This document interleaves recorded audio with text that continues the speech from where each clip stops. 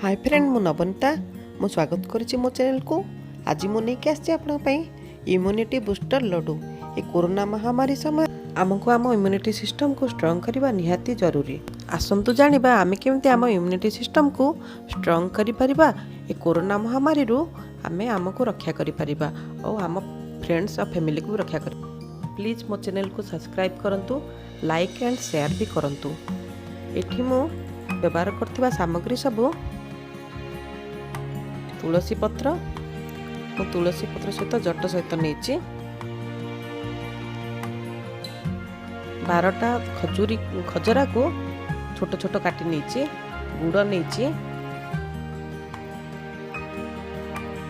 चीनी गुंड नहीं, छोट स्पून गोलमर्च गुंड नहीं, हलदी गुंड,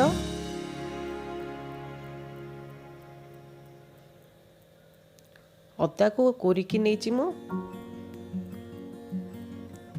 कला लुण,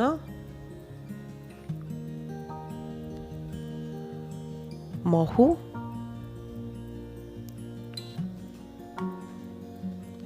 इलायची, अलैच, दालचीनी, पान मधुरी, कला जीरा बा कलंजी, जीरा, लेंबू। प्रथमे गोटे पेन को गरम करके से प्रथमे पान मोहरी के भाजी नेबा। पान मोहरी टिके भाजी सारा पर से आमे जीरा पकईदेबा। पान मोहरी हल्का भाजवा दरकार।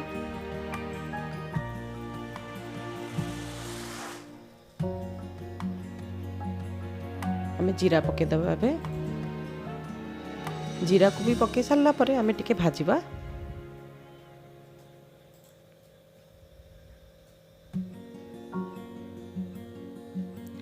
तापर आमे कला जीरा बा कलंजी पकेबा।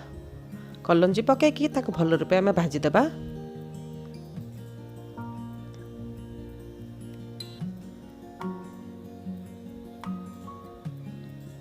देखंतु भाजी सारा आमे ताको गोटे पत्थर छेचा साहाय्य याको आमे भल रूपे पाउडर करदेबा।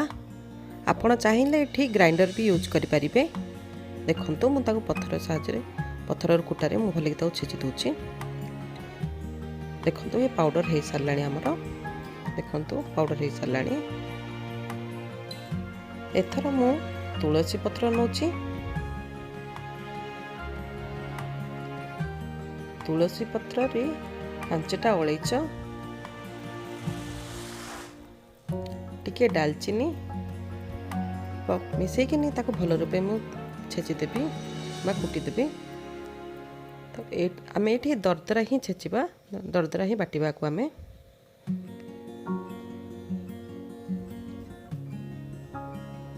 देखंतु तुलसी आमर हो सारा। गोटे पेन गरम करी से आमे काटिकी नहीं खजरा गुड़ को पकईकी टिके हल्का भाजीदेबा।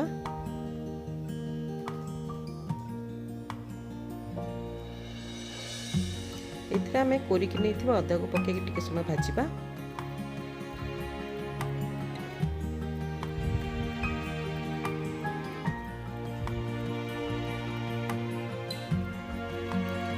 अदाटा कंचा स्मेल गला जाए टिके भाजीबा। एथिरे आमे हलदी गुंड पकेबा। मुझे गोटे छोट स्पून हलदी गुंड नहीं।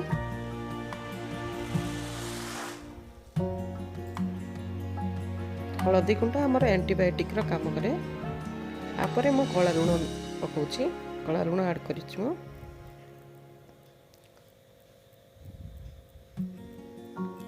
आपरे मु महू को ऐड करछि।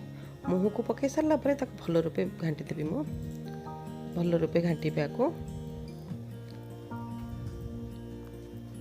भल रूपे मिक्स करदेबे।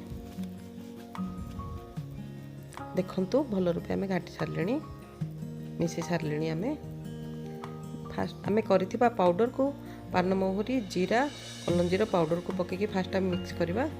तापर तुलसी पत्र जो छेचिकी नहीं तुलसी पत्र ताको भी आमे मिक्स करके ताको भल रूपे घांटीबा। मन रखिए ये भल रूपे मिक्स करेंगे। ସବୁ ଆମର ଭଲ ରୂପେ ମିକ୍ସ ହେଇଯିବା ଦରକାର। ଦେଖନ୍ତୁ ତାକୁ ଭଲ ରୂପେ ମୁଁ ଘାଣ୍ଟି ଦେଉଛି। ଦେଖନ୍ତୁ ଧୀରେ ଧୀରେ କରିକି ପୁରା ମିଶି ସାରିଲାଣି। ଦେଖନ୍ତୁ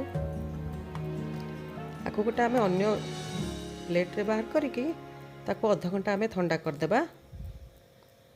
ଦେଖନ୍ତୁ ଇଏ ଆମର ଥଣ୍ଡା ହେଇସାରିଲାଣି। ଆକୁ ଆମେ ଛୋଟ ଛୋଟ ଗୁଳା କରିକି ଚିନି ପାଉଡ଼ରରେ ପକାଇବା। ଦେଖନ୍ତୁ ଛୋଟ ଛୋଟ ଗୁଳା କରି ଚିନି ପାଉଡ଼ର ପକେଇଲି। ଭଲରେ ଚିନି ଗୋଳେଇକିନି ତାକୁ ଆମେ ରଖିନେବା।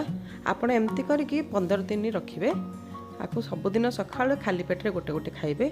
ଇଏ ଆମର ଇମ୍ୟୁନିଟି ସିଷ୍ଟମକୁ ବହୁତ ଷ୍ଟ୍ରଙ୍ଗ କରିବ ଆଉ ଆମକୁ କୌଣସି ପ୍ରକାର ଜ୍ୱର ଥଣ୍ଡା ଖାସ ହେବାକୁ ଦେବ। ଆକୁ ଆପଣ ନିଜେ ବନେଇକି ଖାଆନ୍ତୁ, ଅନ୍ୟମାନଙ୍କୁ ବି ଖୁଆନ୍ତୁ। କରୋନା ମହାମାରୀରୁ ସୁରକ୍ଷିତ ରୁହନ୍ତୁ।